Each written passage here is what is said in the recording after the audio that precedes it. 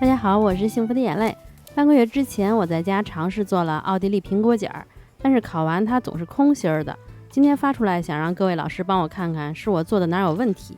配方我觉得肯定是没问题的，我专门找到奥地利人发布的，说是祖母留下来的配方，也有很多成功案例。但是我做了好几遍都是空心儿的，我也找不到原因。先是按配方揉个面，把面揉光滑，然后表面抹点油，松弛1个小时以上。松弛的时候把面包糠炒一炒，小火融化黄油，放面包糠翻炒。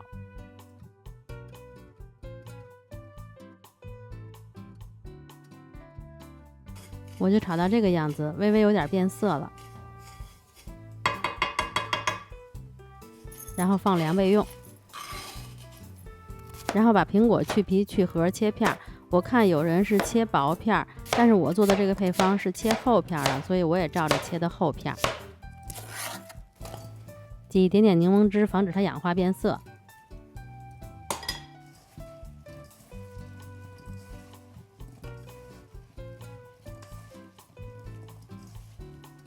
这个葡萄干我提前1天晚上用朗姆酒给它泡过了，然后把葡萄干和苹果放在一起，面包糠凉了以后加糖和肉桂粉拌匀。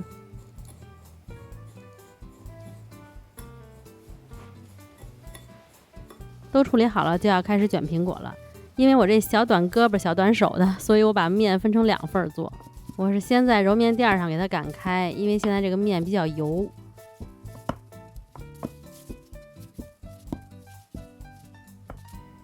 擀差不多了，就放在一块干净的布上，这个布上撒点面粉，然后把这个面片放在布上，就慢慢的给它拉长拉薄，不是拉长，就是慢慢的给它拉开，拉得越薄越好。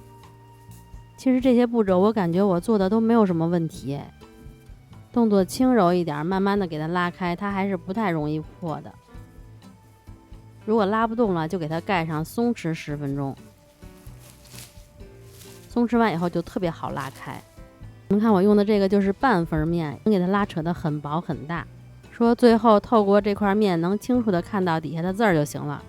其实我觉得我这弄得还挺好，挺薄的。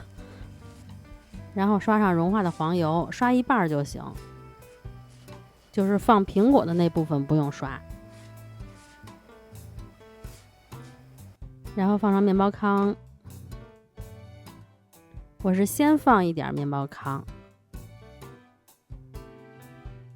然后再放一层苹果和葡萄干，上面再放上一点面包糠。因为我刚开始做是空心的嘛，我琢磨是不是上下我都给它放上面包糠，面包糠吸收水分就好了。然后就给它先包起来，先这样包，然后再把两边的面给它折叠过来，我都是按照人家那个教程做的。然后再提着布把它卷起来，就卷的时候吧，我就发现这个两边就特别容易松散，但是最后还好，反正给它卷上了。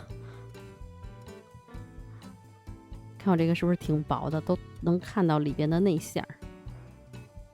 其实我觉得我做的挺好的，真的，就是不知道为什么烤完它是空心的，我就纳了闷子了，我就这样就可以啦。然后给它移到烤盘上，表面再刷一层融化的黄油。其实这苹果卷做起来还行，不太难。我基本上都是按照人家的教程做的，200度烤35到40分钟。烤完看着挺好的吧，一切开就傻眼了。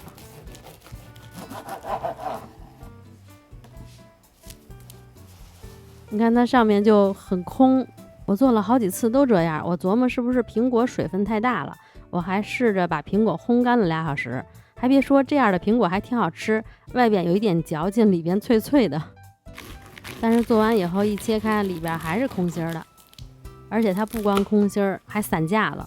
然后我就知道了为什么这个苹果卷要用新鲜苹果做，水分都烤干了，材料之间就没法都粘在一起了，所以一切开就散架了。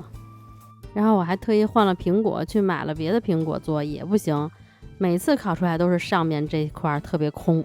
做这个苹果卷之前，我还特开心、特认真的做了香草酱，因为这个苹果卷做好以后，通常会配这个香草酱吃，或者配个香草冰激凌。香草酱你们感兴趣的话，可以收藏配方。做了好多遍，就是找不到原因，不知道为什么烤完就是空的。通常烤面包我知道内馅空是因为水分大，可是苹果我也换了，甚至表皮还割开烤了，怎么做最后都是很大的空心儿。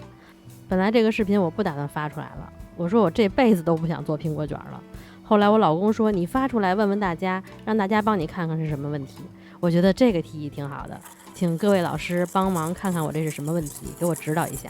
想做一个东西做不好的时候真的很闹心啊。然后他还跟我说了好几遍，他说这个挺好吃的，真的挺好吃的，可是我就是找不到原因，特此来跟各位老师请教，先谢谢各位了。好了，那今天就这样吧，拜拜。